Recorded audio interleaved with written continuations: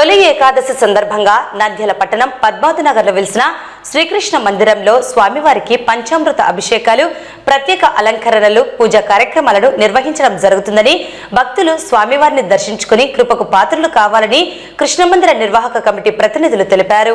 నంద్యాల పద్మావతి నగర్ వెలిసిన శ్రీకృష్ణ దేవాలయం ప్రాంగణంలో తొలి ఏకాదశి పురస్కరించుకుని శ్రీకృష్ణ భగవాని అలంకార ప్రియుడైన అలంకరణ జరుగును. స్వామివారికి అభిషేకము జరుగును. పాలు, పెరుగు, నెయ్యి, తేనె, చక్కెర, స్వచ్ఛమైన నీళ్లతో, జలాలతో, పండ్ల రసాలతో అభిషేకం జరుగును. స్వామివారికి అలంకరణ జరుగును. స్వామివారి పట్టు వస్త్రాలు, స్వర్ణహారాలతో, పుష్పహారాలతో, తులసి మాలతో అలంకరణ జరుగును. స్వామివారికి శ్రీకృష్ణ భగవాన్ని దర్శించి స్వామి 6 గంటలకు దర్శించవచ్చు. అలాగనే గోపూజ అమ్మవారికి, గోపూజ మాతకు పూజలు ఏర్పాటు చేయించున్నాము.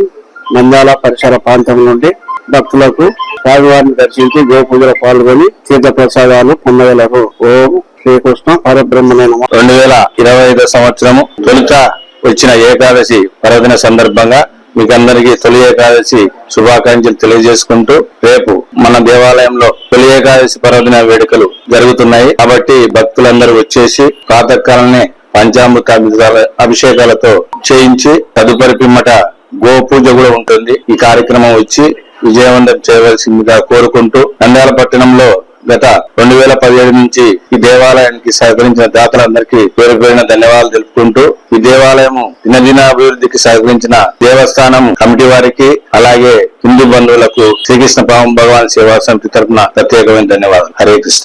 నంద్యాల పట్టణ ప్రజలకు తెలియజేయడం ఏమనగా, ఈ ఆషాఢ మాసంలో మొదటిగా వచ్చే ఏకాదశిని తొలి ఏకాదశి అంటారు.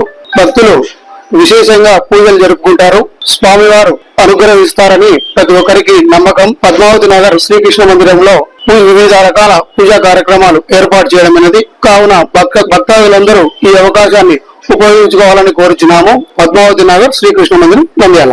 ఈ మన హిందువులకు మొదటి పండుగ మనం అనుకుంటాము. ఈ పండుగ రోజు అభిషేకాలు, పూజలు పాల్గొన్న భక్తులకు ముక్తి లభిస్తుందని మన పురాణాలు చెప్తున్నాయి. కాబట్టి ప్రతి ఒక్క హిందూ బంధువు తప్పక శ్రీకృష్ణ దేవాలయంలో జరగబోయే అభిషేకము తర్వాత గోపూజ కార్యక్రమంలో పాల్గొని తీర్థప్రసాదం లేకొని తీర్థప్రసాదం చేసుకోవాలని కోరుకుంటున్నాము. అందరూ తప్పక రావాల్సిందిగా